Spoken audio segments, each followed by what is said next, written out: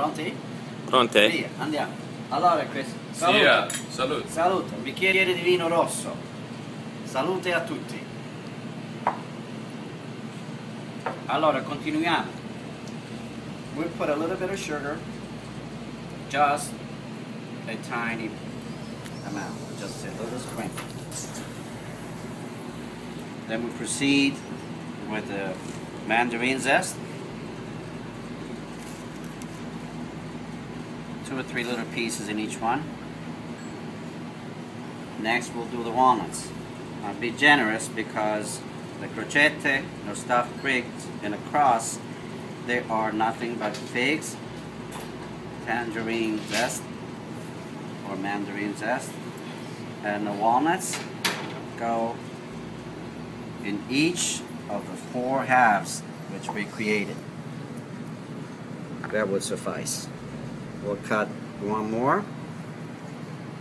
Now it is crucial that you remove this little bugger here because it's very, very hard. And you don't want to break a tooth. Cut away from the knife. Shape it. Stretch it a little bit. And then you'll cover each end of the fig in such a manner. That's one. And we'll cut one more.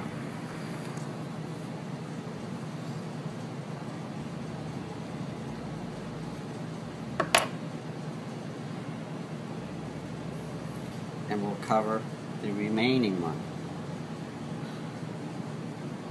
Make sure that you match the opening so that they'll seal properly. And then you press them. Turn them over the other way. And you press them this way, and here we are. You like it, Chris? Beautiful. It forms a cross, which is symbolic of the cross of Christ around Christmas time. And again, it's called a crocetta. So croce is cross. Crocetta means a little cross. So we now have one unit, which is shaped. You like it, Senora? And that's our first one, and you just continue to repeat. So what's the process after you produce them? After we produce them this way, I would also like to note that you can do them individually as well. So if you have, as you can tell from this beautiful table here, these are the figs which are available in the store, and they're imported from Greece. They're very, very good. They're excellent. New crop. So these are already done, and these are done, of course, they're individually. How long do you bake these? We'll place them in the oven for about a 200-degree oven for about 5 minutes, no more than that, 5 minutes on each side. And as you can tell, you don't want them burnt because the longer they stay in the oven, then they will get too hard. Okay, 5 minutes on each side. When they come out of the oven, you place them on a table, and you will get a bay leaf, and then you start stacking the crocette, bay leaf, crocetta, bay leaf, and so on and so forth. You can make it 5, 6, or 7, 8, or 10, all the way up. And you just leave them like that in an airtight container or in your pantry, and they will keep for until Easter, basically, and that is the process. So tell us a little bit of the history of this tradition. Is it just from from Calabria, well, or Calabria is it from all parts of Italy? No, you bring up a good point. Calabria is in southern Italy, of course, and Calabria happens to be one of the Greek colonies.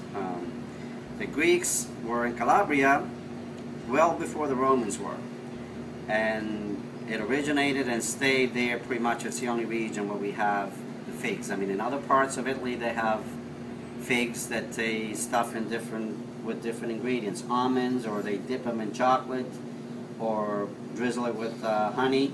They're just variations from town to town, but it's strictly a southern tradition for the most part in Calabria, because Greeks and figs and stuff like that, they go together. So it's And I would also like to point out that in Calabria, those Greek towns that I mentioned, there are actually some Greek towns to this day that they're not inhabited by Greek immigrants, but they are the original Greeks. They're just natives, and they still speak their native Greek language, the old Greek. It's not the modern Greek. So they have their own dialect, pretty much like in Calabria. Every town has their own. They all have their own dialect, which are distinct languages. They're not a variation on the language with a few words.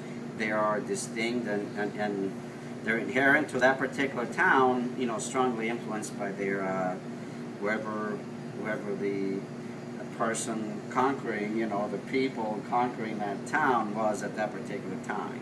That's a good point. We all have influences from different countries, whether it's Greek, Italian, Spanish, Turkish. That's correct. So that's an interesting story. And when Giovanni, we were speaking about the figs and some of his traditions, we thought it might make sense to share that with our customers, and that's something hopefully we can offer on a regular basis. And that's what makes this food business fun, is learning about the traditions, and it all goes hand in hand with the culture. So we are appreciative of Giovanni for sharing that with us, and hopefully there's more of those to come. So thank you from Salonika Imports. Take care. Thank you very much, and enjoy Christmas. Salute again.